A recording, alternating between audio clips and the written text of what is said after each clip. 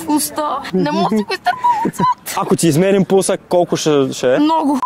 Здравейте, приятели, намираме се в центъра на София и днес ще раздаваме супер яките комплекти на Карма и ще предизвикваме хората. Остани до края на видеото, за да видиш какво ще се случи и ни последвай в TikTok. Здравей, как си днес? Здравейте, добре съм, вие как сте? Днеска е малко топло, обаче по принцип месецът е доста студен. Тия студени дни искам да те питам какво обичаш да носиш. Анцузи. Добре, имам едно предизвикателство за теб от Карма. Колкото комплекта на Карма облечеш, ще остава за теб. Съгласен ли да пробваме? Айде тогава да видим. Според тебе колко ще успееш да облечеш? Това според мен най-много. Широки са ми дънките заради това. Дори един да спечелиш, Карма си е Карма. До тук имаме един комплект на Карма.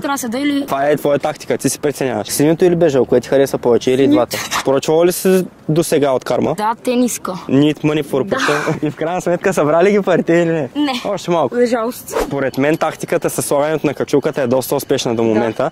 В уста. Нещо такова. Пробваме по. Ще надеш ли на приятелките или ще си ги оставиш за себе си? Ами, ще го преценя. Ти много ме впечатли, много си упорита. Изпотих се. Изморих се толкова събличане. Ема наградата си заслужава.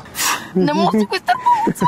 Спрете на пауза видеото и пишете в коментар дали ще успее да ги облечеш 6 комплекта. Загубих за качалката. Давай с закачалката, няма проблем. Добре, позволяваме помощ от приятел да ти помогне. Къде моля те, ми помогнеш ми трябва ли лапто? Да, че моята ще ми спре въздуха. Вече почва ми става топло. Ако ти измерим пулса, колко ще е? Много. Борек си мислех, че само от два ще мога, ама явно мога и повече. Мери, меко казано, ни скри шапките 6 комплекта от Карма и ни опразни целия щендър. Честито, ползвай си ги със здраве. Само за седмия ден от седмицата ти остана. Само да вметна, че вече Карма са се погрижили и за нас мъжете. Мъжките сетове са вече налични в сайта, така че не знам какво чакаш, отивай да ги вземаш.